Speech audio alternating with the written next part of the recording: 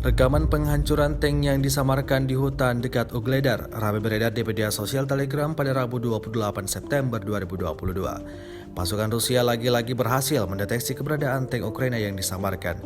Tank itu kemudian dibombardir oleh pasukan Rusia.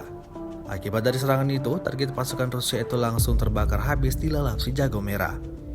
Api juga tampak merambat ke area hutan hingga timbulkan kepulan asap yang sangat tebal. Belum ada informasi langsung dari pihak Ukraina tentang ada tidaknya korban dalam insiden ini. Rusia melaporkan secara total 304 pesawat Ukraina dan 155 helikopter, sebanyak 2.094 kendaraan udara tak berawak, 377 sistem rudal anti pesawat dieliminir sejak awal operasi khusus. Sementara itu dari kubu Kiev, Kementerian Pertahanan Ukraina melaporkan 550 tentara Rusia dieliminir dalam sehari terakhir. Total 57.750 prajurit Rusia meninggal sejak awal konflik hingga hari ke-216. Terima kasih sudah nonton.